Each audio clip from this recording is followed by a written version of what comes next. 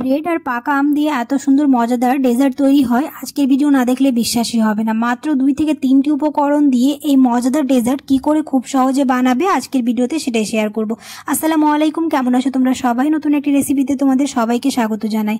এরকম করে ডেজার্ট বানালে আর অন্য কোনো ডেজার্ট খেতে ইচ্ছে করবে না। আর পাকা আম শেষ হয়ে যাওয়ার আগে অবশ্যই এই ডেজার্ট একবার হলেও ট্রাই করে দেখবে, দুর্দান্ত লাগে আর হয়ে যায় খুব তাড়াতাড়ি। আর কোনো রকম বেক করার ঝামেলা ছাড়াই যে কেউ বানিয়ে ফেলতে পারবে আমরা আজকের ভিডিও দেখে। ভিডিও শুরু করার আগে একটাই রিকোয়েস্ট, চ্যানেলটিকে যদি সাবস্ক্রাইব না করে থাকো তাহলে সাবস্ক্রাইব করে দিও, আর ফেসবুক থেকে দেখলে পেজটাকে ফলো করতে ভুলো না। এই ডেজার্ট বানানোর জন্য আমাদের লাগবে হচ্ছে পাকা আম। আমি এখানে একটা বড় সাইজের পাকা আম নিয়েছি, ছোটো ছোটো টুকরো করে কেটে নিয়েছি। মিক্সিং জারের মধ্যে দিয়ে হালকা একটু দুধ দিয়ে এবার এর স্বাদটাকে দ্বিগুণ করার জন্য এখানে দিব হচ্ছে 1 চা চামচ গুঁড়ো দুধ। তবে এটা পুরোপুরি অপশনাল, তোমরা চাইলে না দিয়েও করতে পারো। দিয়ে আমি এটা খুব ভালো করে মিক্সিতে ব্লেন্ড করে নেব। খুব ভালোভাবে আমি ব্লেন্ড করে নিয়েছি, আর খুব বেশি পাতলা করলে হবে না। এবার আমি একটা বাটিতে ঢেলে দিয়ে অপর দিকে আমি এখানে প্যান বসে নিয়েছি। প্যানের মধ্যে দিয়ে দিলাম হচ্ছে দুধ।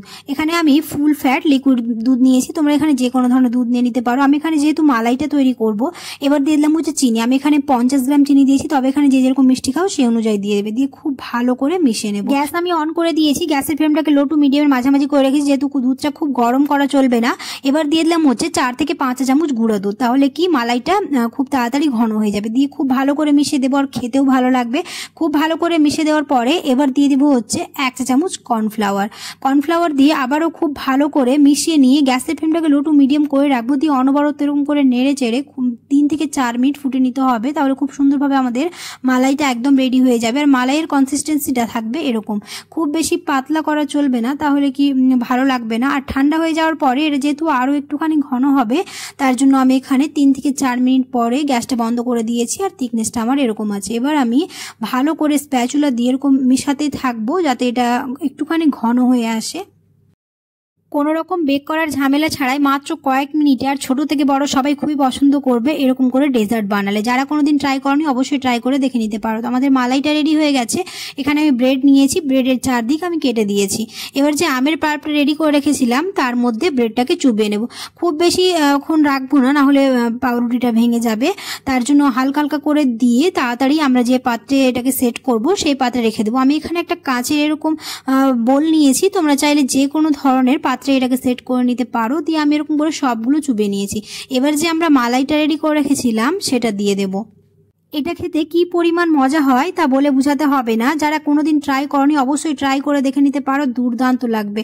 আর পাকা আম শেষ হয়ে যাওয়ার আগে অবশ্যই এটা একবার হলেও ট্রাই করে দেখতে পারো।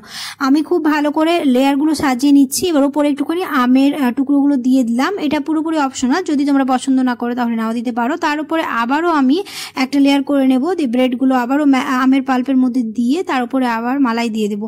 মালাইগুলো দেওয়ার পরে দেখতেই পাচ্ছ কতটা সুন্দর আর মজাদার লোভনীয় লাগছে দেখতে। এবার ওপরে তোমরা নিজেদের পছন্দ মতো গার্নিশিং করে নিতে পারো। আমি এখানে একটুখানি ছোটো ছোটো টুকরো করে রাখা আমের টুকরো দিয়ে দিচ্ছি। তোমরা চাইলে এখানে যে কোনো ধরনের ড্রাই ফ্রুটও ক্রাশ করে দিতে পারো, তবে আমি এখানে দিইনি।